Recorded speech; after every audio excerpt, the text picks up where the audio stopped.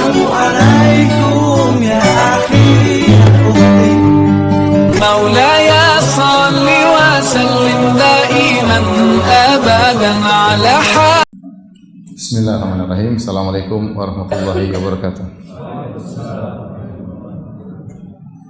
Alhamdulillahi ala ihsanihi wa syukru lahu ala taufiqihi wa amtinanihi wa asyhadu an la ilaha illallah wahdahu la syarika lahu ta'ziman li sya'nihi wa asyhadu anna Muhammadan abduhu wa rasuluhu da'ila ridwani. Allahumma salli alaihi wa ala alihi wa ashabi wa ikhwani. Hadirin dan hadirat yang dirahmati oleh Allah Subhanahu wa taala. Insyaallah pada kesempatan pagi hari ini dengan izin Allah Subhanahu wa taala dan karunia-Nya kita akan bahas sedikit sejarah dari salah seorang hamba Allah yang sangat mulia, yaitu Nabi Daud alaihi salam, yang Allah menyebutkan kisahnya dalam beberapa surat. Allah ulang-ulang kisahnya. Nabi Daud alaihi salam ya adalah hamba Allah yang sangat mulia. Dan nanti di akhir pengajian insyaallah kita akan sebutkan bagaimana Nabi Daud menurut perjanjian lama di sisi orang-orang Nasara ya, atau orang-orang Yahudi. Kita akan bandingkan bagaimana pemulihan Islam terhadap Nabi Daud alaihissalam dan bagaimana penghinaan terhadap Nabi Daud di sisi mereka. Hadirin dan hadirat yang dirahmati oleh Allah Subhanahu wa taala, Nabi Daud alaihissalam sering disebut oleh Nabi dalam hadis-hadisnya ya, sebagai contoh, sebagai teladan bagi para sahabat ya, adalah orang yang sangat rajin beribadah. Di antaranya dalam hadis Nabi sallallahu alaihi wasallam, saya sering memuji Nabi Daud seperti dalam hadis Al-Miqdam radhiyallahu anhu, Rasulullah sallallahu alaihi wasallam bersabda, "Ma akala ahadun ta'aman qad khairan min an ya'kula min amali yadihi." Tidaklah seorang memakan makanan yang terbaik seperti dia memakan makanan dari hasil kerjanya sendiri. Wa inna nabiyallahi Daud alaihissalam kana ya'kulu min amali yadihi. Dan sungguhnya Nabi Daud alaihissalam beliau makan dari hasil kerjanya sendiri. Ya, ini tentunya motivasi untuk seorang tidak meminta-minta kepada orang lain, tidak berharap kepada orang lain. Nabi sebutkan ada contohnya. Dulu Nabi Daud alaihissalam makan dari hasil kerjanya sendiri. Hadis riwayat Bukhari.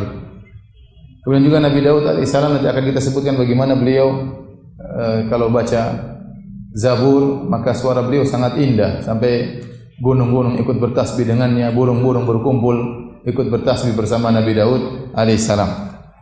Dari Abu Musa al-Asy'ari radhiyallahu anhu, Nabi sallallahu alaihi wasallam pernah mendengar Abu Musa al-Asy'ari baca Al-Qur'an dengan suara yang indah. Maka Nabi sallallahu alaihi wasallam berkata, "Ya Aba Musa, laqad utita mizmaran min mazamiri ali Daud." Wahai Abu Musa, sungguh engkau telah diberi suara yang indah di antara suara-suara indahnya keluarga Daud alaihissalam. Ya. Karena suara Abu Musa kalau baca Al-Quran sangat indah. Sebagaimana Nabi Daud alaihissalam kalau baca Zabur dengan suara yang indah. Demikian juga Nabi SAW memuji Nabi Daud tentang ibadahnya. Dari Abdullah bin Amr bin Al-As radhiyallahu anhuma, anna Rasulullah sallallahu alaihi wasallam qala lahu, bahwasanya Rasulullah SAW berkata kepada Abdullah bin Amr bin Al-As, "Ahabbu salati ila Allah salatu Daud alaihissalam." Salat yang paling dicintai oleh Allah Subhanahu wa taala adalah salatnya Nabi Daud. Wa ahabbu siyami ila Allah siyamu Daud. Dan puasa yang paling dicintai oleh Allah puasa Nabi Daud alaihissalam. Adapun salatnya, wa kana yanamu nisfal lail. Beliau tidur setengah malam. Wa yaqumu thulutsahu. Dan beliau salat malam sepertiga malam. Wa yanamu sudusahu. Kemudian beliau tidur lagi seperempat malam. Ya. Jadi beliau menjadi malam menjadi tiga, setengahnya buat tidur, kemudian dia sepertiga malam bangun, kemudian di penghujung malam tidur lagi. Ini sebenarnya metode ini sangat bagus ya. Tidur dulu, kemudian bangun, salat malam, kemudian tidur lagi, sehingga tatkala subuh seger lagi ya. Sebagian kita mungkin bangun jam 3 kemudian salat sampai subuh, tatkala selesai salat subuh rasa kantuk sangat kuat. Tapi kalau dia mengikuti Nabi Daud alaihissalam, tidur, kemudian bangun malam, kemudian tidur lagi di penghujungnya, maka dia segar tatkala bangun subuh. Dicintai oleh ahabus salat, yang paling dicintai oleh Allah. Salat malamnya siapa? Nabi Daud. puasa yang paling dicintai oleh Allah adalah puasanya Nabi Daud alaihissalam. Dalam riwayat yang lain, Abdullah bin Amr bin Al-As bercerita, "Ukhbira Rasulullah sallallahu alaihi wasallam anni aqulu wallahi la asumanna an-nahar." Dikabarkan kepada Nabi sallallahu alaihi wasallam tentang perkataan Abdullah bin Amr bin Al-As. Abdullah bin Amr bin Al-As ini seorang sahabat yang semangat beribadah. Dan dia pernah berkata, ya, wallahi la asumanna an-nahar wa la aqumanna al-lail ma ishtu. Aku akan selalu puasa di siang hari dan aku akan selalu salat malam di malam hari selama aku hidup, sepanjang tahun, sepanjang hari aku selalu demikian. Maka Rasulullah SAW bertanya kepada Abdullah bin Amr bin Al-As, apakah engkau berkata demikian? Bosnya setiap hari akan puasa, setiap malam akan salat malam. Faqultu lahu qad qultu bi abi anti wa ummi. Kata aku, benar ya Rasulullah, aku telah mengucapkan demikian. Nabi mengingatkan, fa innaka la tastati'u dzalik. Sungguhnya engkau tidak mampu melakukannya. Fasum wa aftir wa kum wa nam wa kum min asy-syahri thalathata ayyam fa innal hasanata bi asyri amsalha wa dzalika mithlu siyamid dahr. Kata Nabi sallallahu alaihi wasallam, hendaknya engkau berpuasa dan berbuka. Hendaknya engkau salat malam dan tidur. Jangan puasa terus kemudian malamnya tidak tidur semalam suntuk salat malam, enggak, tapi puasalah dan berbuka, tidurlah, salatlah dan tidurlah di malam hari. Kemudian hendaknya engkau puasa sebulan 3 hari saja. Karena fa innal hasanata bi asyri amsalha. Kebaikan dilipat gandakan menjadi 10 kali lipat. Wa dzalika mithlu siyamid dahr. Ini sudah cukup kalau kau puasa setiap bulan 3 hari, berarti kalau satu dilipat gandakan 10 kali lipat, berarti 3 hari sama dengan 30 hari. Berarti kalau tiap bulan 3 hari, berarti puasa sepanjang hari. Ini nasihat Nabi kepada Abdullah bin Amr bin Al-As. Qultu inni utiku afdhala min dzalik.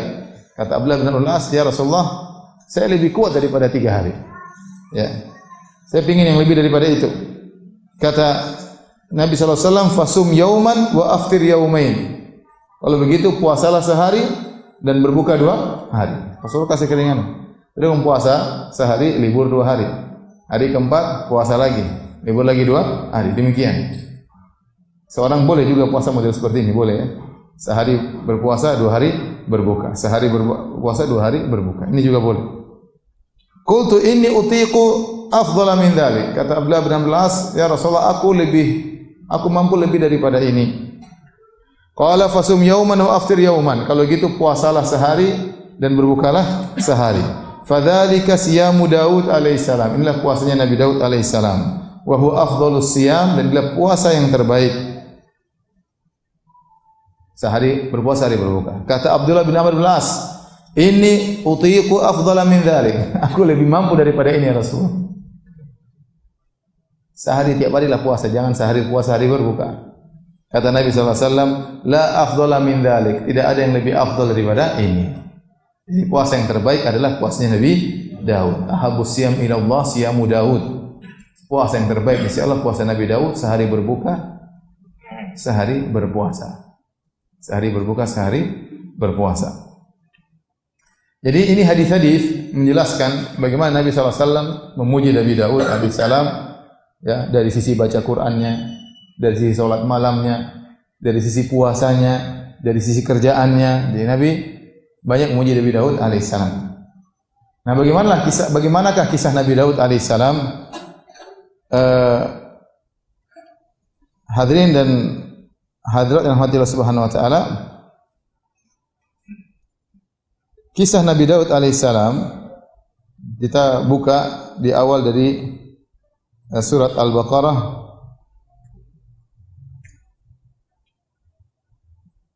ayat 246. Surat Al-Baqarah ayat 246. Allah bercerita tentang awal munculnya, dikenalnya Nabi Daud alaihissalam. Saya bacakan firman Allah Subhanahu wa taala. Alam tara ilal mala'i min bani Israil min ba'di Musa. Ya, kata Allah Subhanahu wa taala, apakah kamu tidak memperhatikan tentang sekelompok pembesar-pembesar? Al-mala' artinya pembesar-pembesar dari Bani Israil min ba'di Musa.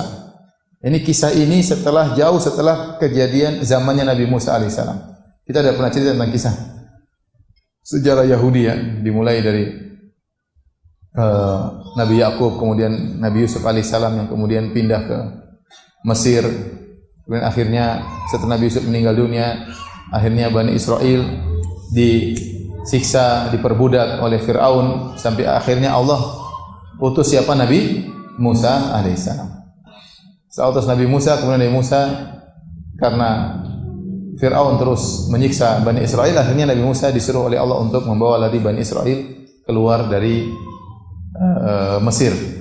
Kemudian akhirnya Allah menenggelamkan Fir'aun dan bala tentaranya. Setelah Nabi Musa keluar dari Mesir, kemudian Nabi Musa hendak pergi ke Palestina, ternyata di sana ada Jabbarin, ada orang-orang yang sangat kuat, dan Bani Israel menolak untuk berjihad. Tatkala itu akhirnya dihukum oleh Allah Bani Israel dalam tih, yaitu dalam kesesatan mereka tidak bisa pergi ke Palestina. Ininya akhirnya setelah itu di zaman tersesat 40 tahun tersebut Nabi Musa meninggal dunia. Kemudian diganti oleh penerusnya Yusha bin Nun, muridnya Nabi Musa yang menemani Nabi Musa waktu mencari Nabi Khadir. Namanya siapa? Yusha bin Nun. Yang waktu dia berperang pernah dia berdoa kepada Allah, ya Allah, aku berjihad, tolong matahari ditahan. Karena kalau matahari terbenam, jihad selesai. Sementara dia belum selesai berjihad, maka Allah tahan matahari tidak terbenam agar dia menyelesaikan apa? Jihadnya. Itulah Yusha bin Nun alaihissalam. Setelah Yusha bin Nun, kemudian muncul nabi lain terus. Nabi Ayub dan seterusnya sampai akhirnya muncul namanya Nabi Samuel. Ada yang mengatakan Samuel itu bahasa Ibrani, kalau bahasa Arabnya Ismail ya. Tapi intinya ada seorang nabi namanya Nabi Samuel atau kalau di Injil ditulisnya Samuel. Nabi inilah di zaman Nabi inilah kemudian nanti muncul Nabi Daud alaihissalam. Kita bacakan, alam tara ilal mala'i min bani Israil min ba'di Musa. Tidakkah engkau perhatikan tentang kisah pembesar-pembesar Bani Israel di satu zaman jauh setelah zaman Nabi Musa alaihissalam. Idh qalu li nabiyyin lahum ib'ats lana malikan nuqatil fi sabilillah. Tatkala mereka berkata kepada nabi mereka yaitu Samuel, ya, putuskanlah bagi kami seorang raja yang kami akan berjihad dengan raja tersebut di jalan Allah Subhanahu wa taala. Ini di zaman mereka tertindas, di zaman mereka terusir dari negeri mereka, dari Palestina. Kemudian anak-anak mereka ditawan sehingga mereka dalam kondisi susah, ya.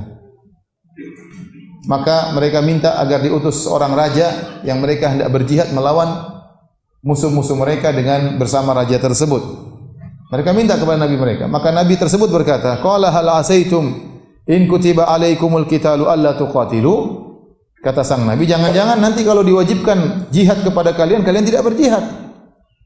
Kata mereka, qalu wa ma lana alla nuqatila fi sabilillah wa qad ukhrijna min diyarina wa abnaina. Kenapa kami tidak berjihad wahai nabi? Kami pasti berjihad, ya. Kenapa kami tidak berjihad? Wong kita sudah terusir dari negeri kita. Anak-anak kita ditawan, ukhrijna min diyarina wa abnaina. Kami terpisahkan dari negeri kami, terpisahkan dari anak-anak kami yang ditawan oleh mereka. Kami akan berjihad. Kenapa tidak berjihad? Kata Allah, falamma kutiba alaihimul qitalu tawallaw illa qalilan minhum. Tatkala kemudian Allah wajibkan jihad bagi mereka, ternyata mereka berpaling, hanya sedikit yang mau berjihad. Tadinya kita ngapain pasti berjihad. Itu Bani Israel seperti itu ya. Sudah berjanji mau berjihad, ternyata tatkala diwajibkan jihad, terjadi apa yang dikhawatirkan oleh nabi mereka, ternyata mereka banyak berpaling, cuma sedikit yang mau berjihad. Wallahu alimun bidzalimin, dan Allah lebih tahu tentang orang-orang yang zalim. Itu mereka-mereka yang tadinya berjanji mau berperang, begitu diwajibkan berperang ternyata mereka mundur. Oleh karenanya kata para ulama tatkala mengambil faedah dari ayat ini, seorang jangan bersandar kepada kemampuannya. Di antara doa Nabi SAW, wala takilna ila nafsi tarfata ain. Ya Allah, janganlah kau serahkan diriku kepada diriku sendiri meskipun hanya sekejap mata. Kita harus serahkan urusan kita kepada Allah Subhanahu wa taala. Seorang jangan pede terhadap dirinya, tapi dia pede pada dirinya jika dia sudah bersandar kepada Allah, baru dia boleh pede. Kalau dia langsung pede kepada dirinya, pede kepada kemampuannya, lupa bahwa ini semua dari Allah Subhanahu wa taala, maka tidak diperbolehkan. Itu bertentangan dengan Islam. Islam mengajarkan wala takilni ila nafsi tarfata ain. Ya Allah, jangan kau biarkan diriku diserahkan pada diriku sekejap mata pun jangan. Jadi seorang jangan pede karena dirinya, jangan. Tapi dia boleh pede karena dari Allah Subhanahu wa taala. Allah sudah beri saya kemampuan. Allah itu dia boleh seperti itu. Dia bertawakal kepada Allah, baru dia boleh pede. Adapun dia langsung pede pada kemampuannya, maka tidak boleh. Inilah mereka, karena mereka langsung mengatakan, kenapa kami tidak berperang? Kami sudah terusir dari negeri kami, anak-anak kami ditahan, kami masih berperang. Mereka lupa bahwasanya segala kemampuan dari siapa? Dari Allah Subhanahu wa taala. Akhirnya begitu diwajibkan perang, hanya sedikit yang berani maju. Dan akhirnya Allah sebutkan nabi tersebut akhirnya berdoa kepada Allah dan Allah utus seorang raja untuk bersama mereka berperang. Kata Allah Subhanahu wa taala, "Wa qala lahum nabiyyuhum, innallaha qad ba'atha lakum Taluta malika." Maka nabi mereka berkata kepada mereka, pembesar-besar Bani Israel, sungguhnya Allah telah mengutus kepada kalian Talut sebagai raja. Talut ini orang miskin. Jadi dahulu di zaman Bani Israel, kata para ahli tafsir, yang keturunan Nabi biasanya dari sibt ini, dari suku ini. Bani Israel kan ada 12 suku. Bani Israel 12 suku. 12 suku itu kembali kepada Yusuf dan saudara-saudaranya alaihissalam. Adanya suku Yusuf, ada suku Benyamin, ada suku Yahuda, ada 12 suku. Intinya golongan Nabi berasal dari satu suku, golongan raja dari satu suku. Sementara Talut ini bukan dari keturunan Nabi, bukan dari keturunan golongan apa? Raja. Dan dia seorang yang miskin. Qalu, waktu Nabi mereka bilang Allah utus Talut jadi raja, mereka protes. Ini Bani Israel kurang ajar ya. Jadi sudah minta sama Nabi, ya Nabi kirimkan kami raja, minta sama Allah. Nabi sudah minta sama Allah kirim raja, mereka enggak setuju dengan pilihan Allah. Bayangkan. Kurang ajar ya. Qalu anna yakunu lahul mulku alaina. Kok bisa dia yang jadi raja? Menguasai kami, memerintah kami. Wa nahnu ahaqqu bil mulki minhu. Kami ini keturunan raja-raja. Dia bukan dari keturunan raja-raja. Kami yang lebih utama untuk menjadi raja daripada dia. Bayangkan protes terhadap pilihan Allah Subhanahu wa taala. Memang orang Yahudi itu brengsek dari dulu ya. Sekarang lebih parah. Intinya nabinya diprotes. Kemudian mereka berdalil untuk membantah Allah. Jadi kan Allah pilih ini rajanya. Mereka bantah Allah, bahkan mereka pakai dalil. Kata mereka, kami yang lebih utama, walam yu'ta sa'atam minal mal. Dan dia tidak punya harta. Dia tidak diberi kelapangan harta. Bagaimana mau jadi raja? Raja itu harus kaya, keturunan raja, keturunan bangsawan. Ini orang miskin, enggak punya harta. Mungkin pekerja di pasar kok tiba-tiba jadi raja, tapi Allah yang pilih. Apa kata Nabi tersebut menjelaskan yang disebut oleh para ahli tafsir? Nabi Samuel alaihissalam, dia berkata, Innallaha astafahu alaikum, wahai Bani Israel. Allah sudah pilih bagi kalian. Allah sudah pilihkan. Mau diapain lagi? Innallaha astafahu alaikum. Allah sudah pilihkan dia menjadi raja bagi kalian. Kemudian wazadahu bastatan fil ilmi wal jism. Dan Allah telah berikan kepada Talut ya bastah, yaitu kelebihan, kelapangan dalam ilmu dan kekuatan tubuh. Jadi dia punya ilmu dan dia punya kekuatan. Dan ini adalah dua sifat yang penting bagi seorang pemimpin, bagi seorang raja. Berilmu dan kuat, terutama zaman dahulu. Dalam peperangan, dalam jihad yang dibutuhkan bukan uang yang banyak, bukan keturunan bangsawan, bukan darah biru ya. Tetapi yang diperlukan terutama di zaman tersebut adalah tubuh yang kuat dan otak yang cerdas, ilmu yang luas. Maka mereka lupa. Maka Nabi Samuel menjelaskan kepada mereka, Talut pantas jadi raja. Meskipun dia bukan keturunan bangsawan, tapi dia adalah seorang yang cerdas, diberikan ilmu, dan dia adalah orang yang kuat. Wallahu yu'ti mulkahu may yasha. Kemudian Nabi bantah lagi. Urusan kerajaan Allah berikan kepada yang Allah kehendaki. Tidak harus dari keturunan raja. Wallahu wasi'un alim. Dan Allah Maha luas karunia dan Allah Maha mengetahui. Jadi saya baca ini ya heran aja, orang Bani Israel sudah dipilihkan oleh Tuhan ya, masih enggak setuju dengan pilihan apa? Tuhan. Bahkan protes, bahkan mengeluarkan argumentasi untuk membantah siapa? Tuhan. Akhirnya dibantah oleh Nabi Samuel. Kemudian untuk mendatangkan dalil lagi bahwasanya Talut ini adalah seorang raja, maka Nabi Samuel berkata, "Wa qala lahum nabiyyuhum inna ayata mulkihi an ya'tiyakumut tabutu fihi sakinatun min rabbikum wa baqiyatun mimma taraka alu Musa wa alu Harun tahmiluhul malaikah." Berkatalah Nabi Samuel kepada mereka, kepada Bani Israel, sungguhnya tanda-tanda bahwasanya dia seorang raja, bahwasanya akan datang tabut. Tabut suatu semacam sunduk, semacam kotak. Ini banyak versi dalam buku tafsir ya. Apa itu tabut? Ada yang mengatakan suatu semacam tempayan, disitulah dulu fihi sakinah. Sakinah itu adalah semacam lempengan atau yang terbuat dari emas atau terbuat dari tembaga, yang disitulah dulu para nabi dibersihkan dadanya, seperti Nabi tatkala Isra Mi'raj dibuka jantungnya kemudian dibersihkan intinya ini ada yang mengatakan itu angin yang mendatangkan ketenangan. Saya belum baca secara detail lagi dari perkataan dari tafsir mana yang benar dari pendapat-pendapat ini. Intinya secara bahasa dikatakan akan datang kepada kalian suatu tabut, suatu sunduk, suatu tempat yang di situ ada sakinah, ada ketenangan. Secara bahasa artinya sakinah. Mir rabbikum, ketenangan di Rabb kalian. Wa baqiyatun mimma taraka alu Musa wa alu Harun, dan sisa-sisa yang ditinggalkan oleh keluarga Musa dan keluarga Harun. Tahmiluhul malaikah, yang sunduk tersebut, kotak tersebut akan dibawa oleh malaikat. Tanda bahwasanya kalau datang sunduk tersebut itu dalil bahwasanya Talut adalah apa? Raja. Dan benar, ternyata datang sunduk tersebut dibawa oleh malaikat. Adapun apa yang sisa dari peninggalan Musa dan Harun dalam sunduk tersebut apa? Wallahu a'lam bishawab. Ada yang mengatakan masih ada beberapa lembaran Taurat. Ada yang mengatakan di situ ada tongkatnya Nabi Musa alaihissalam. Ini perkataan para ahli tafsir, namun tidak ada hadis yang sahih. Semuanya datang dari kabar-kabar Israiliyat dengan berbagai khilaf di kalangan mereka. Inna fi dzalika laayatan lakum in kuntum mu'minin. Dan pada yang demikian tersebut ada tanda bagi kalian jika kalian beriman. Akhirnya tatkala mereka lihat tabut datang dipikul, dibawa oleh malaikat di depan mereka, baru mereka akhirnya mau menjadikan Talut sebagai apa? Raja. Setelah berbagai macam dalil, baru mereka mau tunduk. Bani Israel seperti itu. Akhirnya Allah Subhanahu wa taala berfirman, "Falamma fasala Talutu bil junudi." Akhirnya Talut jadi raja. Kemudian dia bawa pasukan Bani Israel untuk perang melawan Jalut. Pasukannya Jalut yang telah merebut negeri Bani Israel, yang telah menawan anak-anak mereka. Maka Talut pun keluar bersama pasukan Bani Israel. Kemudian dia mengingatkan kepada pasukannya, "Innallaha mubtaliikum binahar." Wahai pasukanku, sungguhnya Allah akan menguji kalian dengan sebuah sungai. Kita akan lewat suatu sungai. Artinya kalian akan kehausan, kita akan kehausan. Faman syariba minhu falaysa minni. Tidak ada yang boleh minum dari sungai tersebut. Akan melewati jalan yang jauh, kehausan yang luar biasa. Tapi jangan minum dari sungai tersebut. Ujian.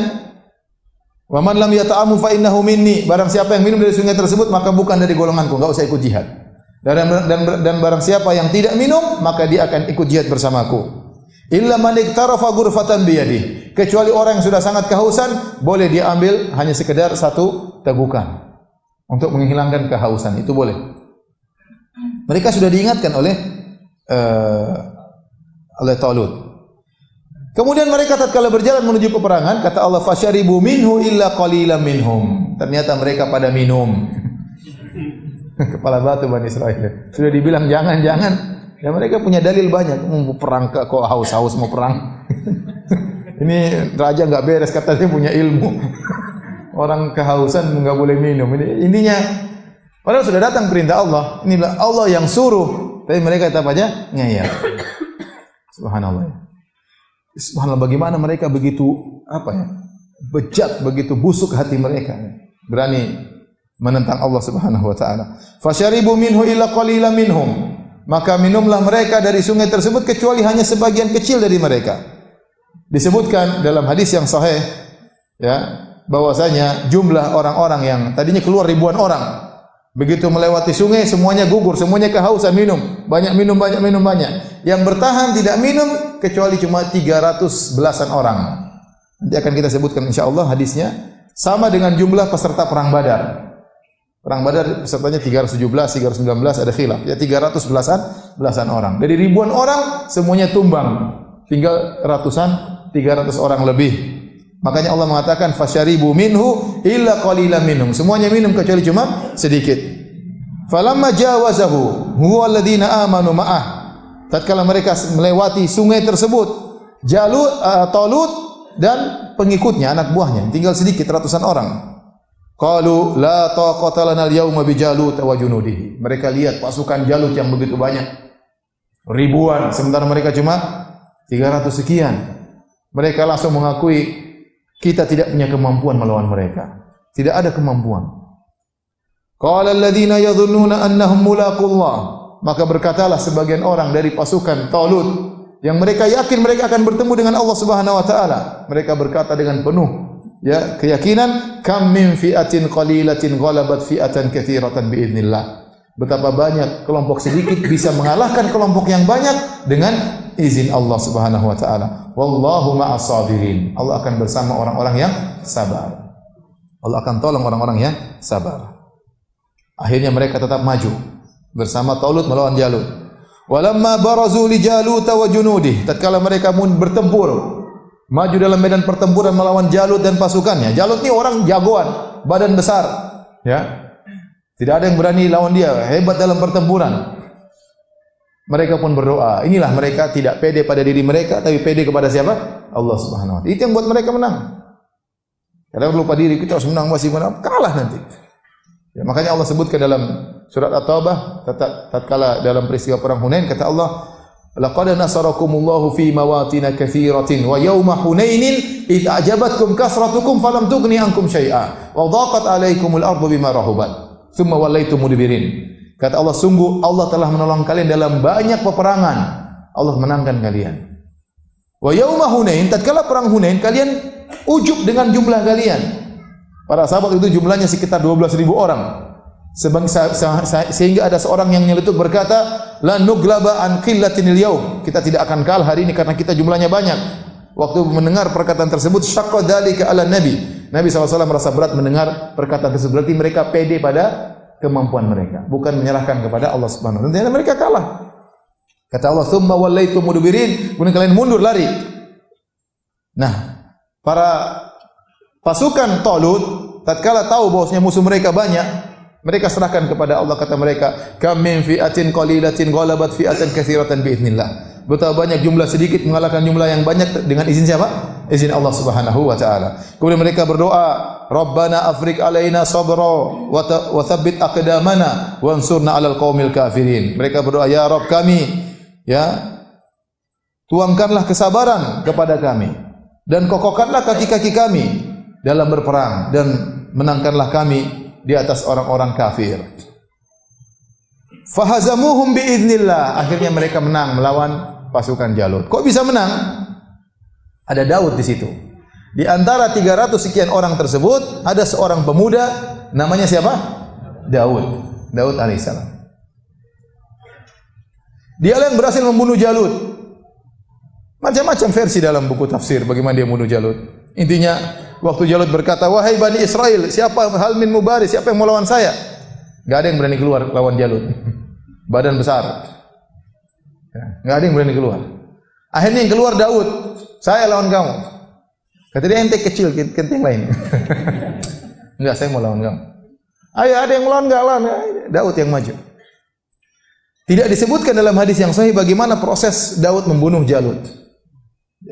Dalam sebagian Israiliyat disebutkan bahwasanya Daud alaihissalam dia adalah penggembala kambing, ya, penggembala ternak, dan dia suka pakai ketapel, ya. Jadi kalau ada misalnya ada serigala ingin makan kambingnya, maka dia ambil batu, dia taruh di semacam tali, baru dia putar-putar, kemudian dia lempar, ya, kena serigala tersebut. Sehingga dia ahli dalam melempar apa? Batu. Ada yang mengatakan waktu dia melawan Jalut, maka tidak langsung kontak langsung, tetapi dia ambil batu 5 kalau tidak salah, dia ambil baru dia putar-putar. Jalut sedang sombong-sombong, dia putar terus. Begitu, kena kepala Jalut. Jalut langsung apa? KO, mati. Langsung Daud datang sembelih kepalanya. Itu datang dalam Israel, tapi dalam hadis yang saya tidak disebutkan, ya. Kalau saya lebih senang Daud maju perang berkelahi, menunjukkan Daud lebih jago. Kalau gitu kurang jago kan? Kalau jago maju perang lawan berkelahi satu head to head lawan siapa? Lawan Jalut. Ya. Namun demikianlah dalam Israiliyat disebutkan cara dia membunuh Jalut karena dia kecil, maka dia menggunakan ketapel tadi yang ditaruh batu, diputar kemudian dilempar dengan kencang, dan dia tidak meleset tatkala melempar ke arah Jalut sehingga kena kepala Jalut, akhirnya tewaslah dia. Dan begitu Jalut tewas, ya, dan dahulu perang biasanya duel antara pemimpin dengan pemimpin. Ya, tatkala Jalut tewas, maka anak buahnya semua langsung jatuh semangatnya karena pimpinan mereka sudah tewas, akhirnya dikalahkan oleh pasukan Bani Israel. Allah berkata, itulah muncul pertama kali Daud jadi tenar di kalangan Bani Israel. Wa atahu Allahul mulka wal hikmata. Maka Allah pun berikan kepada Daud kerajaan dan Allah berikan kepada Daud kenabian. Ada yang mengatakan setelah itu Talut pun menyerahkan kerajaannya kepada siapa? Daud. Talut memberikan kerajaannya kepada Daud. Lihat ini Daud orang yang kuat dengan tawadhu'nya, dengan rendah hatinya, maka dia pun menyerahkan kerajaan kepada Nabi Daud alaihissalam. Sejak saat itu mulailah muncul seorang yang dia raja sekaligus nabi, dialah Daud. Sebelumnya nabi dari golongan sendiri, raja dari golongan sendiri. Namun Daud dialah orang yang pertama kali mengumpulkan antara kenabian dengan apa? Dengan kerajaan. Makanya Allah mengatakan, wa atahu Allahul mulka, Allah pun berikan kepada dia kerajaan, wal hikmata, Allah berikan kepada dia kenabian, wa 'allamahu mimma yasha, dan Allah ajarkan kepada Nabi Daud apa yang Allah kehendaki. Kata Allah, tilka ayatullahi natluha 'alaika bil haqq wa innaka laminal mursalin. Inilah cerita yang Allah bacakan kepada engkau wahai Muhammad, cerita yang benar, dan sungguhnya engkau termasuk dari para rasul. Allah ceritakan kisah ini kepada Nabi Muhammad SAW, dan akhirnya kita baca kisah ini dalam Al-Quran. Taib. Itulah awal munculnya Nabi Daud alaihissalam.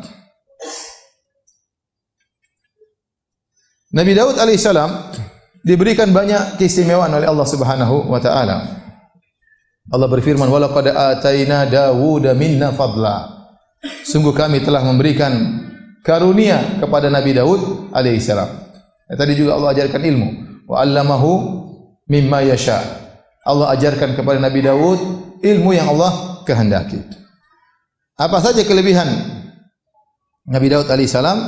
Silakan buka surat Sad ayat 17.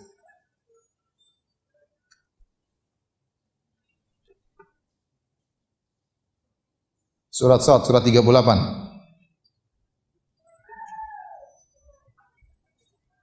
Ayat 17. Jadi Allah berfirman di ayat 17, "Isbir ala ma yaqulun." Wahai Muhammad, sabarlah engkau atas apa yang mereka ucapkan. Itu atas ejekan-ejekan kaum Quraisy, atas hinaan-hinaan kaum Quraisy, atas gangguan-gangguan orang Quraisy. Nabi SAW diganggu secara fisik dan juga diganggu secara mental. Gangguannya secara mental diantaranya dihina, dikatakan pendusta, dikatakan dukun, dikatakan orang gila, dikatakan penyihir, dikatakan tersihir, dikatakan orang yang keluar dari adat tradisi nenek moyangnya, dan banyak tuduhan-tuduhan kepada Nabi SAW. Dan Nabi SAW sedih tatkala dituduh dengan tuduhan yang tidak tersebut. Manusiawi. Orang yang mulia seperti Nabi SAW, orang yang jujur yang tadinya semua orang mengakui amanahnya Nabi, mengakui kejujuran Nabi SAW, sekarang berbalik dituduh sebagai orang yang tidak amanah, pendusta. Ini menjadikan Nabi bersedih. Ya. Makanya dalam ayat yang lain kata Allah, "Wa laqad na'lamu annaka yadhiqu sadruka bima yaqulun." Sungguh kami tahu bahwasanya perkataan mereka membuat dadamu sempit wahai Rasulullah SAW. Ya. Fasabbih bihamdi rabbika wa kum minas sajidin. Jalan keluarnya tatkala kau menghadapi gangguan-gangguan seperti itu, banyaklah bertasbih dan banyaklah sujud, kata Allah Subhanahu wa taala. Jadi kalau orang dikata-katain, dituduh yang tidak-tidak, kalau dia tidak bisa membela dirinya, tidak ada jalan kecuali berdoa kepada Allah, kecuali mendekatkan diri kepada Allah, menyibukkan diri untuk salat, maka itu akan menenangkan hatinya. Maka Allah Subhanahu wa taala waktu menyuruh Nabi Muhammad SAW untuk bersabar, Allah ingatkan kepada Nabi SAW tentang kisah Nabi Daud yang rajin beribadah. Makanya Allah berfirman, "Isbir ala ma yaqulun." Sabarlah wahai Muhammad atas apa yang mereka ucapkan. "Wadhkur abdana." Dan ingatlah hamba kami Daud, "Dzal aidi." Nabi Daud yang memiliki kekuatan. Al-aid artinya kekuatan. "Innahu awwab." Dia adalah seorang yang selalu kembali kepada Allah. Dalam segala kegiatannya selalu ingat kepada Allah. Dalam kesenangannya ingat kepada Allah. Dalam kesedihannya awwab, kembali kepada Allah. Artinya raja, yaitu senantiasa kembali. tatkala bermaksiat segera kembali kepada Allah Subhanahu wa taala. Itu ciri utama Nabi Daud alaihissalam.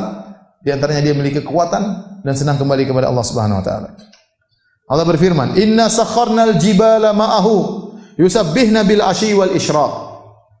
Kami tundukkan gunung-gunung untuk bertasbih bersama Nabi Daud alaihissalam di waktu petang dan di waktu pagi hari. Jadi Nabi Daud kalau zikir pagi petang, gunung-gunung ikut zikir pagi petang sama Nabi Daud. Kita tidak tahu bagaimana gunung bertasbih, tapi Nabi Daud tahu.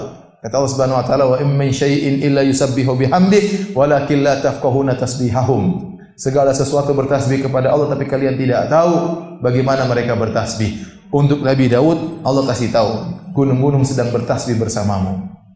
Begitu Nabi Daud zikir pagi petang, baca Zabur di pagi dan di petang hari, ternyata gunung-gunung ikut apa? Bertasbih. Masya Allah, bayangkan. Lagi bertasbih, terdengar suara gunung. Ini luar biasa. Bahkan kata Allah, "Wat-tayra mahsyuratan." Demikian juga burung-burung datang. Nabi Daud kalau berzikir pagi petang, burung-burung datang kepada dia berkumpul, ikut zikir pagi petang. Kalau Nabi Daud baca Zabur, burung-burung pun datang, ikut mendengarkan bacaan Nabi Daud alaihissalam. Ada yang mengatakan karena saking indahnya suara Nabi Daud alaihissalam. Tapi intinya dia mendengar gunung-gunung bertasbih, dan dia mendengar juga burung-burung bertasbih. Kullun lahu awwab, semuanya kembali kepada Allah. Ini ada dua tafsir, ada yang mengatakan gunung-gunung tersebut dan burung-burung tersebut semuanya kembali kepada Allah, taat kepada Allah. Ada yang mengatakan kullun lahu awwab, yaitu gunung-gunung dan burung-burung tersebut mengikuti tasbihnya Nabi Daud alaihissalam. Nabi Daud bertasbih, mereka juga bertasbih. Kata Allah Subhanahu wa taala, "Wa syaddadna mulkahu wa atainal hikmata wa faslal khitab." Dan kami kokohkan kerajaannya, diberi pasukan yang banyak, diberi kekuatan oleh Allah Subhanahu wa taala. Wa atainahul hikmah, kami berikan dia ilmu, wa faslal khitab. Faslal khitab, dan yaitu kemampuan dalam menyelesaikan perselisihan. Ada orang bersengketa, Nabi Daud selesaikan. Ada orang bersengketa, Nabi Daud menyelesaikan. Jadi seorang hakim, seorang qadhi yang sangat hebat Nabi Daud alaihi salam. Baik.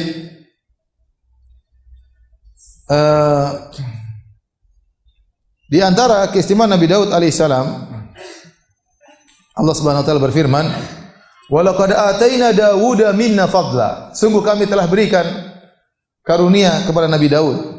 "Ya jibalu awwi bima'ahu wat-tayr." Wahai gunung-gunung, kata Allah, wahai burung-burung, bertasbihlah bersama Nabi Daud. "Wa alanna lahul hadid." Dan kami jadikan besi itu menjadi lunak bagi Nabi Daud alaihissalam.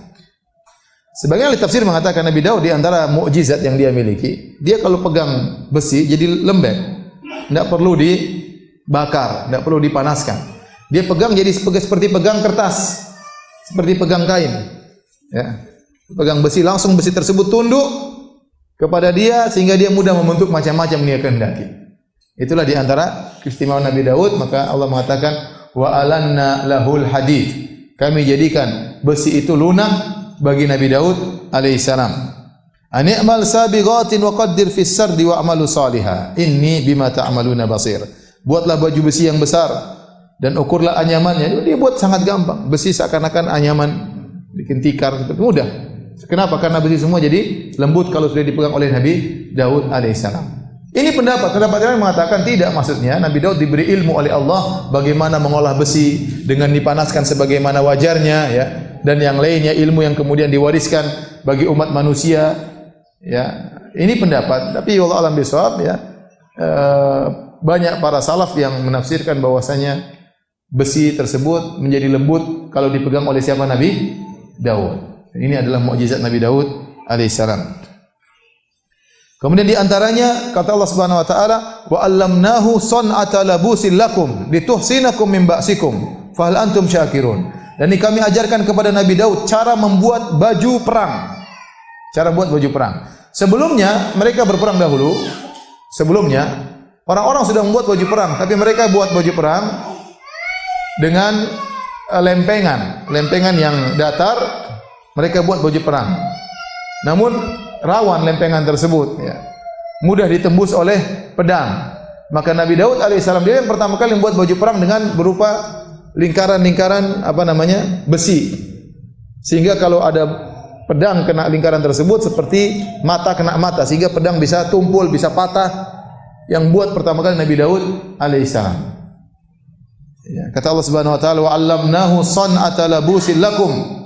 Kami ajarkan kepada Nabi Daud bagaimana cara membuat baju perang. Lituhsinakum min ba'sikum, agar menjaga kalian dalam peperangan kalian. Fahal antum syakirun? Ya, maka hendaknya kamu bersyukur kepada Allah Subhanahu wa taala.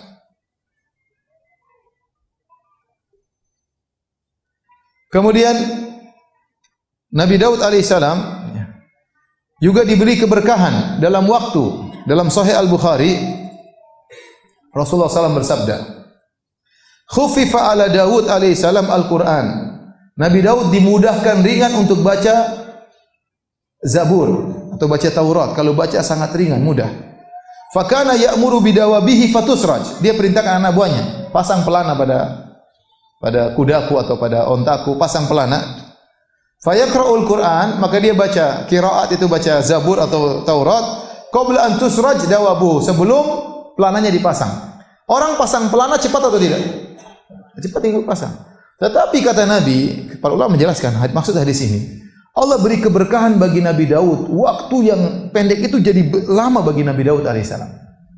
Ya, Allah yang mengatur waktu, Allah yang mengatur apa? Mengatur bumi. Bumi tadi dalam hadis disebutkan tatkala ada seorang orang yang membunuh 100 nyawa ingin bertobat, kemudian dia berjalan menuju ke negeri yang lain ingin bertobat, kemudian dia mati di tengah jalan, datanglah dua malaikat, satu malaikat maut, satu malaikat rahmat. Mereka bersengketa, akhirnya dikatakan ukurlah jarak antara mayat orang tersebut ke arah kampung lamanya dengan jarak dia ke arah kampung yang dia tuju. Mana yang lebih dekat maka serahkan ke kampung tersebut. Kalau ternyata lebih dekat kepada kampung lamanya, maka dia masuk neraka jahanam. Kalau ternyata lebih dekat mayatnya menuju kampung yang orang-orang saleh, maka dia masuk surga. Maka Allah perintahkan bumi yang di sini menjadi apa? Panjang, yang sana menjadi apa? Pendek. Allah mampu. Makanya sebagian ulama mengatakan, disebutkan dalam sebagian salaf, seperti disebutkan bagaimana sebagian sahabat atau sebagian salaf satu rakaat baca 30 juz. Atau sebagian salafus saleh satu malam dia hantamkan Al-Quran. Ada satu hari 3 kali khatam. Gimana caranya? Kita bilang bisa jadi seperti Nabi Daud alaihissalam. Dia baca Zabur waktu panjang, tapi orang lihat cuma sebentar. Cuma sekedar mau naruh apa? Pelana bagi hewan tersebut. Ternyata makanya dikatakan oleh Nabi tadi khuffifa ala Daud. Diringankan bagi Daud sehingga dia baca, Allah berkahi waktunya. Seakan-akan waktunya singkat tapi sudah banyak yang dia baca. Ini kekuasaan Allah Subhanahu wa taala. Dan tadi juga ya, Nabi Daud alaihissalam diberi kelebihan di antaranya suaranya yang indah. Sudah kita sebutkan tadi di awal bagaimana Nabi SAW berkata kepada Abu Musa al-Asy'ari, "Laqad utita mizmaran min mazamir ali Daud." Tatkala Nabi mendengar bacaan Abi Musa al-Asy'ari dengan suara yang sangat indah, maka Nabi berkata, "Sungguhnya engkau telah diberikan keindahan suara di antara keindahan-keindahan suara dari Daud alaihissalam." Nabi Daud alaihissalam menjadi raja ya. Kemudian di antara kelebihannya tadi disebutkan wa fasl khitab, dia diberikan kelebihan untuk mengatasi berbagai macam permasalahan persengketaan. Allah sebutkan ya, di antara persengketaan yang pernah terjadi kata Allah Subhanahu wa taala dalam surat Shad ayat 21 dan seterusnya, ini teguran dari Allah Subhanahu wa taala. Ya, kata Allah Subhanahu wa taala, "Wa hal ataka naba'ul khasmi id tasawwarul mihrab." Dan adakah sampai kepadamu berita tentang orang-orang yang bermasalah, bersengketa ketika mereka memanjat pagar. Jadi Nabi Daud alaihissalam masuk di tempatnya ada pagar dan dia hendak beribadah kepada Allah. Dia sedang tidak melayani orang bersengketa. Tahu-tahu ada 2 orang yang manjat pagar kemudian masuk menemui Nabi Daud ya, tanpa minta izin. Ada yang mengatakan dua orang ini adalah jelmaan malaikat. Wallahu a'lam bishawab. Ini semua Israiliyat. Tidak dijelaskan. Tapi dia loncat dari pagar kemudian ketemu Nabi Daud. Kata Allah, "Idz dakhalu ala Daud." Tatkala mereka bertemu dengan Nabi Daud, fafazi'a minhum, maka Nabi Daud pun kaget, takut dengan mereka. Nabi Daud bukan dia orang jago, kuat, tapi ada orang bisa menembus kerajaannya kemudian sampai loncat pagarnya masuk ke dia, kaget, ini siapa ini? Kok bisa? Mungkin penjaga-penjaganya semua apa? Lewat. Qalu la takhaf, kata mereka, jangan takut wahai Daud. Khasmani bagha ba'duna ala ba'din fahkum bainana bil haqq wa la tusyid wahdina ila sawa'is sirat. Kata mereka, janganlah kau takut wahai Daud. Kami hanyalah dua orang yang saling bersengketa. Salah seorang dari kami berdua telah berbuat zalim kepada yang lainnya. Maka berilah keputusan di antara kami dengan adil dan janganlah kau menyimpang dari kebenaran dan tunjuklah kepada kami jalan yang lurus. Ternyata mereka tahu Nabi Daud adalah seorang qadhi, seorang hakim yang selalu menyelesaikan permasalahan. Mereka punya masalah ingin mengadu kepada Nabi Daud alaihissalam. Maka satu cerita, inna hadza akhi lahu tis'un wa tis'una na'jatan wa liya na'jatun wahidatun faqala akfilniha wa azzani fil khitab. Yang satu berkata, ya Daud, saudaraku ini dia punya 99 ekor betina, kambing betina, dan aku punya 1 ekor saja. Maka dia berkata, serahkanlah kambingmu kepadaku. Akhirnya dia mengalahkan aku dalam perdebatan. Kambingku diambil oleh dia. Biar saya ngurus kambing. Nabi Daud alaihissalam langsung memberi keputusan. Setelah mendengar satu orang ini mengeluh bercerita, kata Nabi Daud, qala laqad zalamaka bi su'ali na'jatika ila ni'ajih. Wa inna katsiran minal khulata la yabghi ba'dhum ala ba'dhin illa alladhina amanu wa amilus solihat wa qalilum ma hum. Maka Nabi Daud berkata, sungguhnya orang ini telah berbuat zalim kepadamu tatkala dia meminta kambingmu untuk ditambahkan kepada kambing-kambing. Secara zahir ini orang tamak. Sudah punya kambing 99, ente punya kambing cuma apa? 1, dimintain lagi. Apa enggak cukup 99? Nabi Daud langsung beri keputusan. Wa dhanna Daud, ternyata Nabi Daud salah memberi keputusan. Kata Allah, wa dhanna Daud annama fatannah fastaghfara rabbahu wa kharra raqi'an wa anam. Maka Nabi Daud pun tahu bahwasanya kami sedang mengujinya. Ini yang menguatkan, ini ujian dari Allah. Bahwasanya dua orang tersebut adalah apa? Malaikat. Maka Nabi Daud pun beristighfar kepada Rabbnya, kemudian dia sujud dan bertobat kepada Allah. Ini di antara sifat Nabi Daud, awwab, begitu tahu salah langsung bertobat kepada Allah Subhanahu wa taala. Apa kesalahan Nabi Daud dalam kisah ini? Tidak ada hadis yang sahih menjelaskannya. Apa kesalahannya? Zahirnya keputusan Nabi Daud sudah benar. Ini 99 sudah punya kambing, kenapa minta lagi apa? 1. Ya, kita enggak tahu apa kesalahannya, tapi sebagian ulama mengatakan, sebagian ahli tafsir mengatakan, kesalahan Nabi Daud cuma 1 aja. Dia segera memberi keputusan sebelum mendengar pihak yang kedua berbicara. Paham? Ini kan 2 orang, satu punya kambing 99, satu punya kambing apa? 1. Yang mengeluh yang punya kambing 1, seakan-akan dia terzalimi. Dia mengatakan, ya Daud, ini saudara saya punya kambing 99. Saya punya cuma 1. Kemudian dia minta lagi kambingku. Nabi Daud langsung berpendapat, berarti yang punya 99 kambing yang salah. Harusnya dia diam dulu, mendengar dulu dari kambing yang punya kambing 99, biarkan dia sampaikan hujahnya. Ini, namun saya katakan ini cuma pendapat tentang menjelaskan kesalahan Nabi Daud alaihissalam, tapi tidak ada dalil yang tegas yang sahih tentang masalah ini. Namun inilah yang kira-kira agak mendekat kepada kebenaran, ya. Nabi Daud hanya lupa untuk mendengar dari pihak yang kedua. Dia hanya mendengar dari pihak yang satu, mengambil zahir perkataan orang yang punya kambing 1 tadi, sehingga dia membela orang yang punya kambing 1 tadi.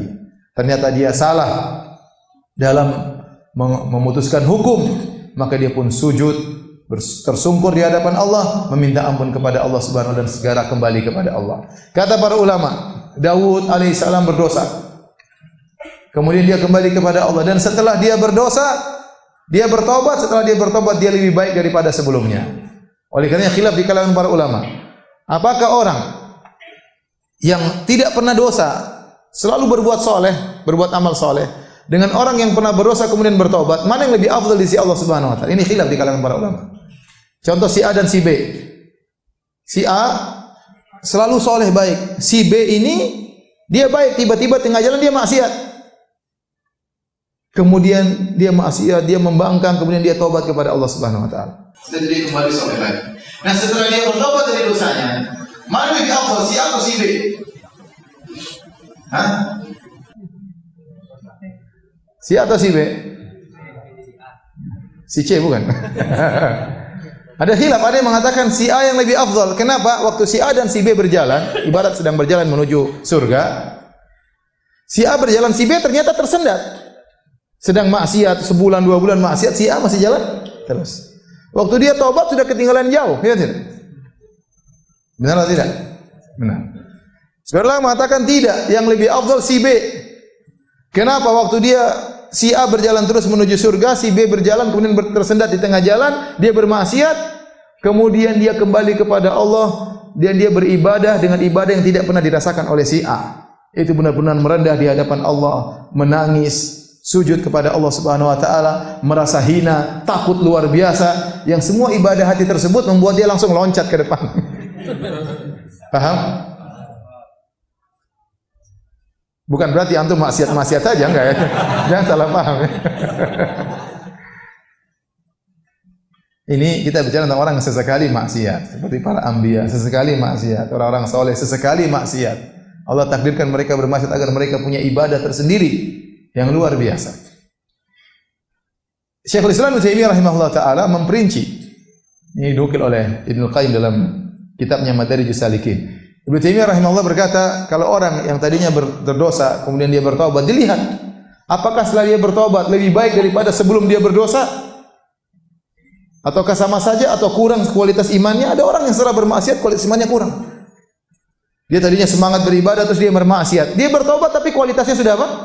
Kurang, karena sudah terkontaminasi hatinya dengan berbagai macam kemaksiatan. Sudah dia tinggalkan, tapi bekas-bekas masih ada, masih dia renungkan kemaksiatan tersebut, kualitas imannya berkurang. Berarti ini setelah dia bertobat tetap turun kualitasnya. Tapi ada orang setelah dia bertobat, maka imannya semakin tinggi, semakin takut kepada Allah, semakin takwa, semakin banyak berdoa, maka dia naik. Orang seperti itu berarti kata Ibnu Taimiyah rahimahullah taala, setelah dia berdosa dia malah semakin apa? Tinggi derajatnya. Dan contoh yang paling utama dalam hal ini adalah Nabi Daud alaihissalam. Nabi Daud alaihissalam, dia bersalah dan dia bertobat kembali kepada Allah lebih afdal daripada sebelum dia berdosa. Paham? Kata Allah, "Faghfarna lahu dzalik." Kami pun ampuni dia. Kesalahan cuma salah dalam berhukum. Kemudian kata Allah, kami pun ampuni dia. Wa inna lahu indana lazulfa wa husna ma'ab. Dan sungguhnya dia mempunyai kedudukan dekat pada sisi kami, zulfa, kedekatan kepada Allah, dan dia memiliki tempat kembali yang baik. Kata Allah, ya Daud, inna ja'alna khalifatan fil ard. Wahai Daud, kami jadikan engkau memimpin di atas muka bumi. Fahkum bainan nas bil haq. Maka berhukumlah dengan kebenaran di antara manusia. Wala tattabi'il hawa fayudhillaka an sabilillah. Jangan kau ikuti hawa nafsumu, maka engkau akan disesatkan dari jalan Allah Subhanahu wa taala. Innal ladzina yudhilluna an sabilillah lahum adzabun syadidun bima nasu yaumal hisab. Sungguhnya orang-orang yang tersesat dari jalan Allah Subhanahu wa taala, bagi mereka azab yang pedih, azab yang keras karena mereka melupakan hari perhitungan. Baik, ini di antara bagaimana bukti bahwasanya Nabi Daud adalah awwab, begitu bersalah langsung bertobat kepada Allah Subhanahu wa taala. Allah sebutkan juga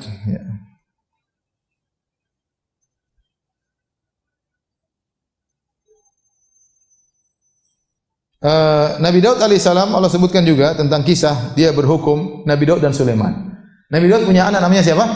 Sulaiman. Dua-duanya orang-orang yang berilmu. Ya.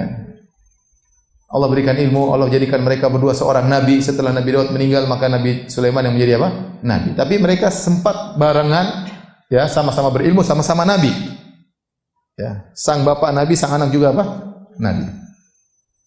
Allah berfirman, wa Dawud wa Sulaimana idh yahkumani fil harthi idh nafashat fihi ghanamul qaum wa kunna li hukmihim syahidin. Dan ingatlah kisah Nabi Daud dan Nabi Sulaiman alaihi masalam. Di waktu keduanya memberi keputusan mengenai tanaman, karena tanaman itu dirusak oleh kambing-kambing kepunyaan kaumnya. dan adalah kami menyaksikan keputusan yang diberikan oleh mereka itu. Jadi ada masalah, ya. Intinya ada seorang punya kambing-kambing, dia gembalakan di daerah kebun orang lain. Ternyata kambing-kambing tersebut masuk di kebun orang lain, dirusaklah kebun itu. Akhirnya mereka berdua datang kepada Nabi Daud alaihissalam. Kami ada masalah ini. Nabi Daud kan orang qadhi yang bijak. Allah berikan dia fasil khitab, pemberi keputusan dalam persengketaan. Maka Nabi Daud mendengarkan permasalahan mereka berdua, kemudian Nabi Daud memutuskan, kalau begitu kambing-kambing yang merusak kebun tadi diberikan kepada pemilik kebun. Karena kerusakan yang dialami oleh pemilik kebun nilainya mirip dengan nilai kambing-kambing yang merusak. Ya udah ganti rugi. Maka Nabi Daud berhukum dengan hukum apa? Ganti rugi, dan tidak salah. Maka kambing-kambing tadi yang merusak kebun diserahkan kepada pemilik kebun. Sudah selesai permasalahan. Ternyata Nabi Sulaiman punya keputusan yang lain. Anaknya. Kata Allah Subhanahu wa taala, "Fa fahamnaha Sulaiman." Kami berikan pemahaman kepada Nabi Sulaiman. Ilmu semua dari Allah Subhanahu wa taala. Kata Allah, "Wa kullan ataina hukman wa ilma." Dan kami telah memberikan kepada masing-masing Daud dan Sulaiman hukum dan ilmu. Dua-duanya benar. Tetapi yang lebih benar adalah Nabi Sulaiman. Keputusan yang diputuskan oleh Nabi Daud itu sudah benar. Tapi ada keputusan yang lebih baik, yang tidak sama sekali yang benar-benar disenangi oleh kedua belah pihak. Apa keputusan Nabi Sulaiman? Nabi Sulaiman mengatakan, ini yang kambing, ya, diserahkan kepada pemilik kebun. Pemilik kebun bisa manfaatkan, ambil susunya dan dirawat oleh mereka. Kebun disuruh rawat oleh pemilik kambing. Jadi tukar. Pemilik kambing dipegang oleh kambing-kambing diambil oleh pemilik kebun. Kebun dipegang oleh pemilik apa? Kambing. Diperbaiki sampai selesai baru kembalikan lagi. Ini juga hukum yang adil, tetapi kata Allah lebih benar keputusan siapa? Nabi Sulaiman. Karena keputusan pertama kambing hilang, selesai. Itu tidak salah, tetapi ini yang lebih tepat menyenangkan dua belah pihak. Paham? Akhirnya Allah mengatakan fafahamnaha Sulaiman. Ini dalil bahwasanya bisa jadi anak lebih pintar daripada bapak. Apalagi zaman sekarang bisa jadi bapaknya bahlul. Ini dua-duanya hebat, tetapi keputusan anak lebih hebat daripada keputusan bapaknya. Ini berarti tidak mesti selalu senior, selalu benar. Bisa jadi junior terkadang apa? Benar, ya. Seperti dikatakan memang laut lebih hebat daripada sungai, tetapi ada perkara yang di sungai yang tidak ada di laut. Paham? Secara umum laut lebih hebat daripada apa? Sungai, tetapi ada perkara-perkara di sungai yang tidak dimiliki oleh apa? Laut. Di antaranya udang sungai. Lebih enak daripada udang laut. Baik. Di antaranya juga pernah terjadi permasalahan ini disebutkan dalam Sahih Al-Bukhari. Sama Daud, Nabi Sulaiman sama-sama menyelesaikan satu permasalahan, dan Nabi Sulaiman lebih benar. Saya bacakan hadisnya. Kata Abu Hurairah radhiyallahu anhu, anna Rasulullah sallallahu alaihi wasallam bersabda, "Kanat imra'atani ma'ahuma ibnahuma, ja'a dhi'bu fa dhahaba bi ibni ihdahuma, fa qalat li sahibatiha inna ma dhahaba bi ibnik, wa qalat al-ukhra inna ma dhahaba bi ibnik, fatahakamata ila Daud alaihi salam, fa qada bihi lil kubra." Jadi ada dua orang wanita, ya. Yang satu muda, yang satu lebih tua, dua-duanya bawa anak. Kemudian entah apa yang terjadi, mungkin mereka letakkan anaknya, mungkin bekerja, tiba-tiba ada serigala makan salah satu anak dari dua anak tersebut. Akhirnya anak yang masih hidup diambil oleh yang lebih tua. Si yang muda merebut, itu anak saya. Kata yang tua, anakmu yang dimakan sama serigala. Yang muda mengatakan, anakmu yang dimakan oleh serigala. Mereka akhirnya mengadu kepada Nabi Daud alaihissalam. Nabi Daud tidak tahu ilmu gaib kalau tidak dikasih tahu oleh Allah. Kalau tahu Nabi Daud, ente salah yang makan. Nabi Daud tidak tahu ilmu apa? Gaib. Para anbiya tidak tahu ilmu gaib. Ini sudah dalil terlalu banyak, ya. Terlalu banyak dalil seperti ini. Contohnya Nabi Sulaiman yang pasukannya jin-jin saja tidak tahu ilmu gaib. Ternyata ada kerajaan Ratu Balqis, dia tidak tahu. Yang kasih tahu siapa? Burung hudhud. Intinya, maka akhirnya mereka mengadu kepada Nabi Daud. Nabi Daud berhukum dengan zahir. Dia tidak tahu perkara gaib. Dia melihat yang perempuan lebih tua sedang gendong sang anak. Yang muda menuntut, itu anak saya. Dan berdasarkan kaidah, asalnya anak berada di pegangan apa? Ibunya. Asalnya demikian. Maka akhirnya Nabi Daud berhukum bahwasanya itu anak milik apa? Ibu yang tua tadi yang memegang anaknya. Kemudian fa kharaja ta'ala Sulaiman. Akhirnya mereka berdua melapor kepada Nabi Sulaiman alaihissalam. Sulaiman bin Daud, luar biasa ya. Bapaknya soleh, anaknya juga apa? Soleh, luar biasa. Fa akhbaratah, kemudian keduanya pun mengabarkan kejadiannya. Sama-sama nuntut, itu anak saya, itu anak saya. Anaknya yang dimakan oleh serigala, anaknya yang dimakan oleh serigala. Ribut, tua dan muda. Maka Nabi Sulaiman berkata, "Ituni bisikin." Tolong ambilkan pisau. Asyukkahu bainahuma. Saya akan belah anak ini menjadi dua, setengah buat kamu, setengah buat kamu. Akhirnya yang muda mengatakan, "La taf'al, yarhamukallah. Huwa ibnuha." Kata yang muda, "Jangan Sulaiman, itu anaknya, sudah ambil aja." Yang besar diam aja. Maka Nabi Sulaiman tahu ini anak milik apa? Yang muda. Karena yang kasihan sama anak itu siapa? Pasti ibunya. Ya. Akhirnya Nabi Sulaiman dengan firasatnya kemudian menghukum bahwa ini anak bukan milik yang tua, tapi milik yang muda. Sulaiman benar, Nabi Daud apa? Salah. Nabi Daud salah kali ini. Salah. Tapi sebenarnya hukum yang dibuat Nabi Daud berdasarkan dalil kuat. Karena hukum asal, kalau orang datang rebut-rebutan sama ente enggak punya dalil lain. Ini barang saya ini, tapi yang pegang antum. Ini mobil saya. Itu mobil saya diambil. Mana? Enggak ada bukti. Mana bukti dia mencuri? Enggak ada. Enggak ada bukti lain, maka hukum asalnya pemilik yang memegang barang itu miliknya, itu hukum asalnya. Ya.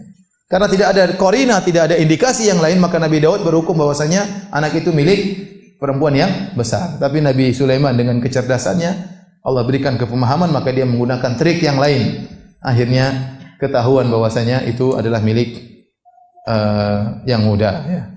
Sebutkan ada seorang lelaki, kisah di zaman kaum muslimin, ada seorang lelaki menitipkan barang kepada temannya. Kemudian akhirnya setelah itu dia minta barang titipan tersebut kepada temannya. Temannya bilang, "Kau tidak titip barang sama saya." Waduh, repot. Akhirnya dia pun mengadu kepada seorang ulama namanya Iyas bin Muawiyah. Nah, boleh ini fulan saya titip barang sama dia, dia sekarang mengingkari. Ya. Kata yang penuntut, ya, "Ini dafa'atul mal ilai." Saya tadi kasih harta sama dia, titip sama dia. Kemudian Iyas bin Muawiyah berkata, "Siapa saksimu?"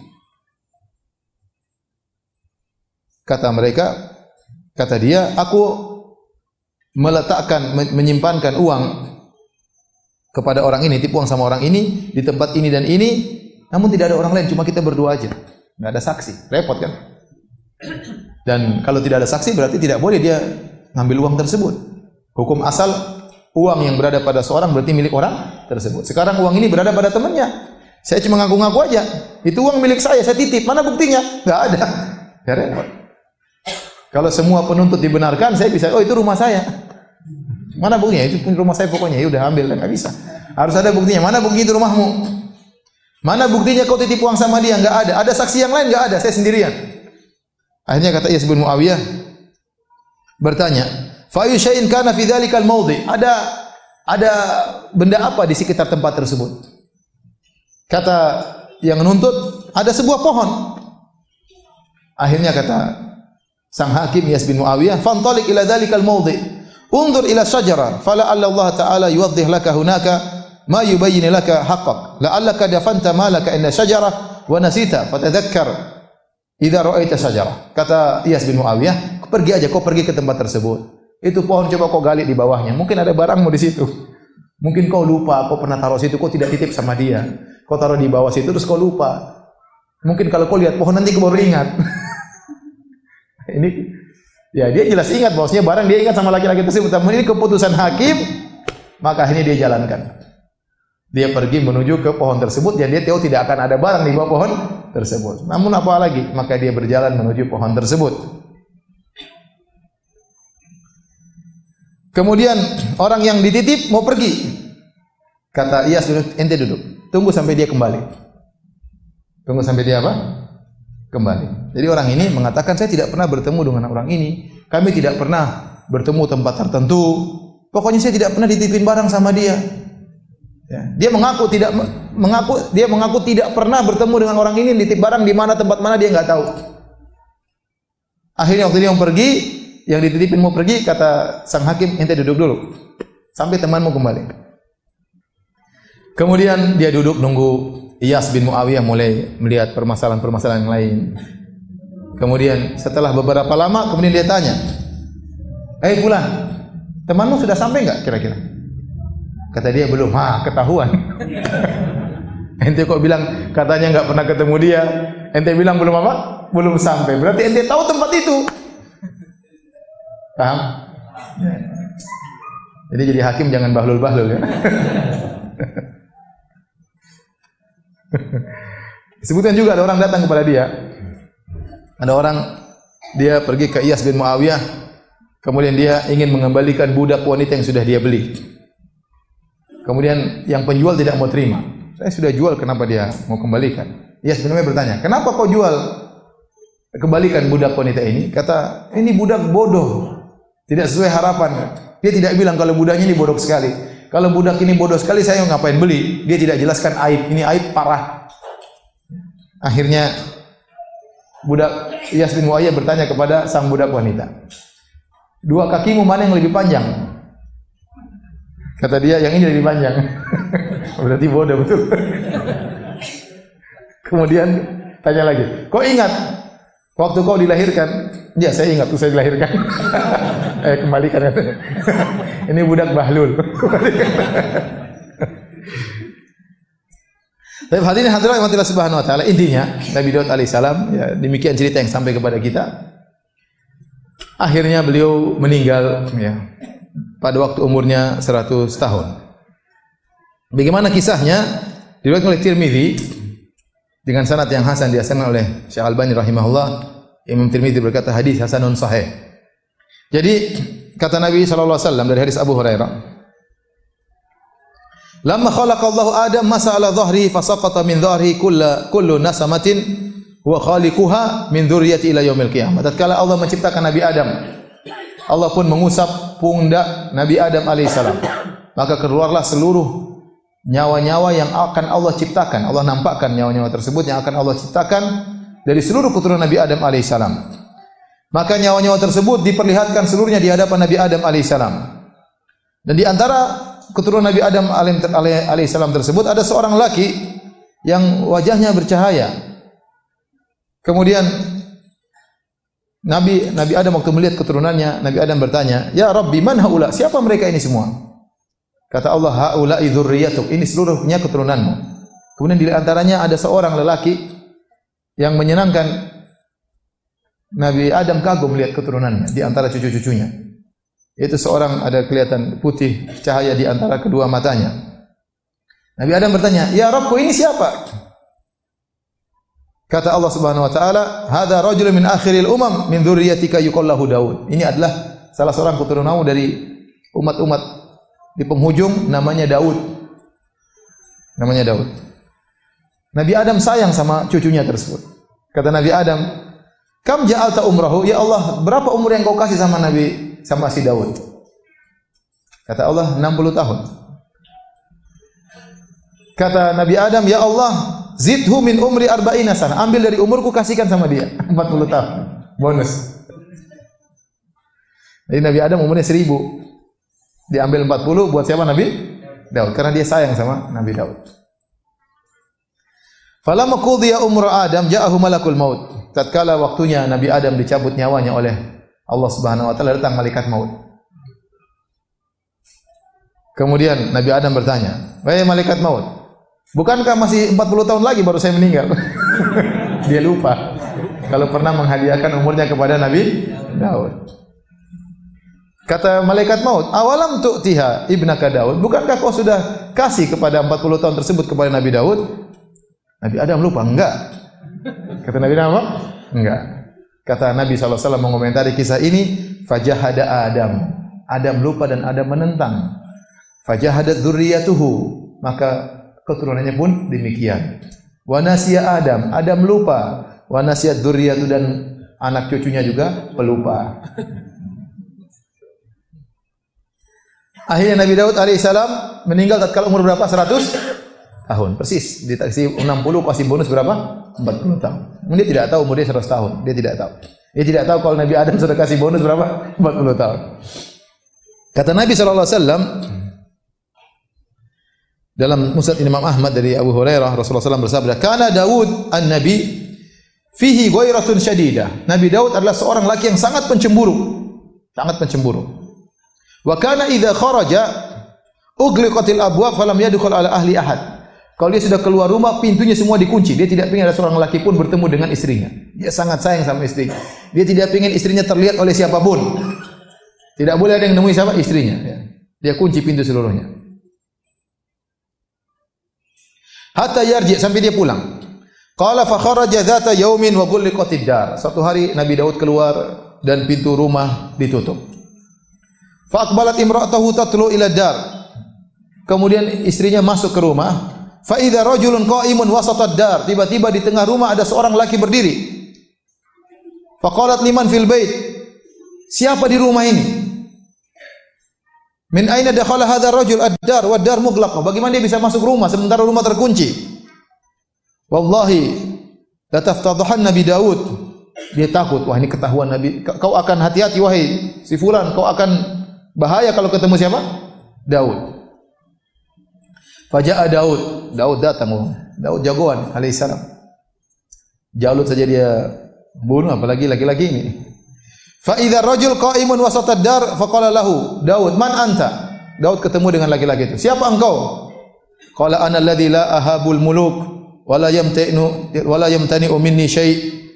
Aku adalah yang tidak pernah takut dengan para raja dan tidak seorang pun bisa terhindar dariku.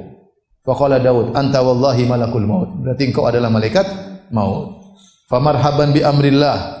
Selamat datang dengan perintah Allah Subhanahu wa taala. Faqubidat ruhuhu, maka Nabi Daud pun dicabut ruhnya fi makanahi, di rumahnya tersebut. Maka meninggallah Nabi Daud alaihissalam. Dan ini dalil bahwasanya seorang lelaki yang baik adalah lelaki yang cemburu, jangan sampai istrinya ya jadi tontonan para lelaki yang lain. Taib, inilah kisah Nabi Daud alaihissalam. Kita akan sekarang sampaikan tentang kisah Nabi Daud menurut versi apa? Injil. Perjanjian Lama. Antum sabar ya. Silakan buka kitab Samuel, surat Samuel ya. Samuel 2 dengan judul Daud dan Batsheba. Daud dan Batsheba. Batsheba ini wanita yang dalam kisah ini disebutkan adalah ibunya Nabi Sulaiman. Tapi apa asal muasal Batsheba ini? Lihat ya. Kitab Samuel, surat Samuel 2, ada Samuel 1, Samuel 2, Samuel 2 ayat 1 dan seterusnya.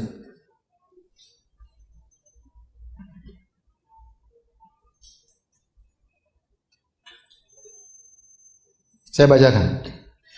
Sekali peristiwa pada ayat 2, sekali peristiwa pada waktu petang, di waktu petang hari, ketika Daud bangun dari tempat pembaringannya. Daud baru bangun tidur.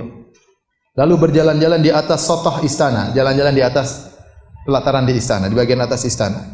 Tampak kepadanya dari atas sotoh itu seorang perempuan sedang mandi. Ada perempuan sedang mandi. Nabi Daud lihat perempuan sedang apa? Mandi. Perempuan itu sangat elok rupanya. Rupanya Nabi Daud melotot. Astagfirullah. Ini kayak jomblo zaman now aja. Ini dalam kitab suci mereka. Lalu Daud menyuruh orang bertanya tentang perempuan itu. Harusnya kan kalau astagfirullah tutup nih. Ini malah melotot, cantik ternyata. Lalu Daud menyuruh orang bertanya tentang perempuan itu dan orang berkata itu adalah Batsheba binti Eliam, istrinya Uria orang Het itu. Jadi dia punya anak buah namanya Uria dari suku Het. Dia punya istri namanya Batsheba yang cantik tadi. Sesudah itu Daud menyuruh orang mengambil dia. Disuruh panggil itu perempuan menuju Daud. Perempuan itu datang kepadanya. Lalu Daud tidur dengan dia. Subhanallah. Zina. Nabi zina. Waliyadzubillah. Perempuan itu baru selesai membersihkan diri dari kenajisannya. Dia baru saja bersih dari haid. Digauli oleh siapa? Daud. Kemudian pulanglah perempuan itu ke rumahnya. Bayangkan. Kayak begini Nabi Daud di sisi mereka.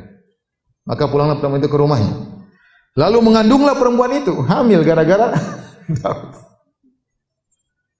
Dan disuruhnya orang memberitahukannya kepada Daud demikian, aku mengandung, lapor kepada Daud, saya mengandung.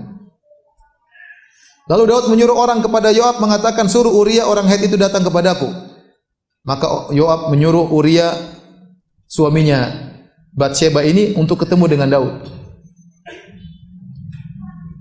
Ketika Uria masuk menghadap dia, bertanyalah Daud tentang keadaan Yoab dan tentara dan keadaan perang. Intinya, singkatnya aja.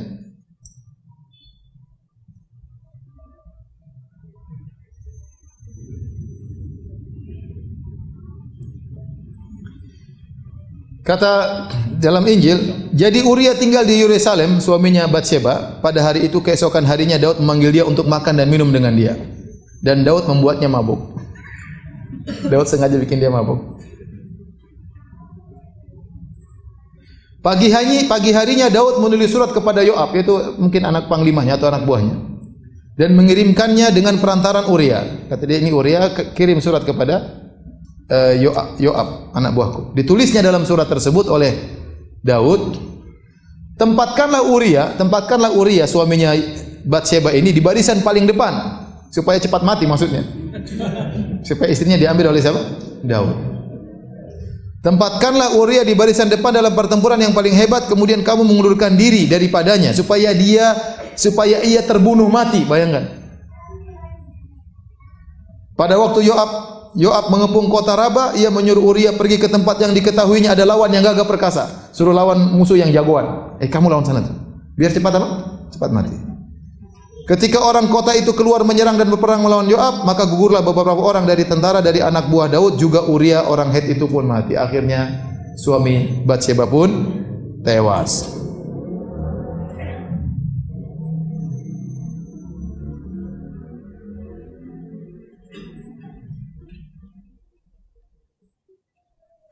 Ketika didengar istri Uria, Batsheba, bahwa Uria suaminya sudah mati, maka merataplah ia karena kematian suaminya itu. Setelah lewat waktu berkabung, maka Daud menyuruh membawa perempuan itu ke rumahnya. Perempuan itu menjadi istrinya dan melahirkan seorang anak laki-laki. Disebutkan anak laki-laki ini akhirnya sakit. Dan pada ayat berikutnya Allah mengutus Nathan kepada Daud. Ini diingatkan. Akhirnya anak ini sakit. Nabi Daud puasa beribadah. Akhirnya anaknya mati. Waktu anaknya mati, Nabi Daud tidak lagi beribadah, tidak lagi berpuasa. Maka ditanya, saya bacakan ya.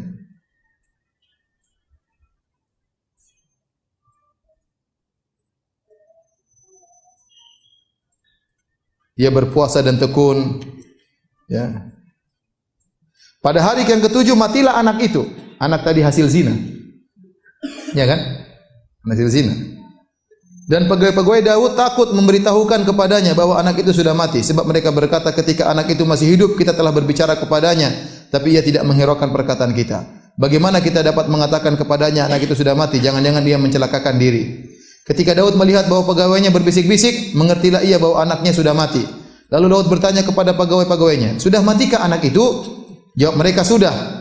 Lalu Daud bangun dari lantai, ia mandi dan berurap dan bertukar pakaian, ini masuk dalam rumah Tuhan dan sujud menyembah. Sesudah itu ia pulang ke rumahnya, dan atas permintaannya dihidangkan kepadanya roti, lalu ia makan. Berkatalah pegawai-pegawainya, apakah artinya hal yang kau perbuat ini? Oleh karena anak yang masih hidup itu, waktu anak itu masih sakit, masih hidup, engkau berpuasa dan menangis. Tetapi sesudah anak itu mati, engkau malah bangun dan tidak puasa, malah makan. Kata Daud, selagi anak itu hidup, aku berpuasa dan menangis, karena pikirku, siapa tahu Tuhan mengasihani aku, sehingga anak itu tetap hidup. Tapi sekarang ia sudah mati, mengapa kau harus berpuasa? Ini Daud kayak begini. Astagfirullah. Kemudian Daud menghibur hati Batsheba istrinya. Ia menghampiri perempuan itu dan tidur dengan dia. Dan perempuan itu melahirkan seorang anak laki-laki. Lalu Daud memberi nama Sulaiman, Salomo. Ini ceritanya bapak ibunya Nabi Sulaiman. Waliyadzubillah. Tidak mungkin dalam Islam ada seperti. Jadi antum bersyukur ya berada di atas agama Islam. Ini pasti kacau, ini enggak mungkin. Ini yang ngarang ngawur ini. lagi mabuk terus nulis kisah Nabi Daud. Ini hasilnya kayak begini ya. Kita dalam Al-Quran pujian semua terhadap Nabi Daud. Ya. Bagaimana salah cuma salah hukum langsung bersujud kepada Allah. Ini lihat kayak gitu. Ya. Sudah ngintip perempuan istri orang, kemudian suaminya suruh mati, zina sebelumnya, bayangkan ngintip istri orang, kemudian zina, ya. Kemudian suaminya disuruh apa? Mati. Kemudian puasa supaya anak sembuh, habis anaknya mati, ngapain puasa? Sudah mati kok. Ini semua kacau semuanya. Baik, demikian saja kajian kita. Inilah sekilas yang bisa kita sampaikan tentang kisah Nabi Daud alaihissalam, seorang hamba yang sangat saleh, yang syariat dia sampai sekarang masih berlaku tentang salat malam dan tentang apa? Puasa. Nabi Daud alaihissalam bahkan dikatakan salat terbaik dan puasa terbaik. Demikian, subhanakallah bihamdik asyhadu an la ilaha illa anta astaghfiruka wa atubu ilaik. Assalamualaikum warahmatullahi wabarakatuh.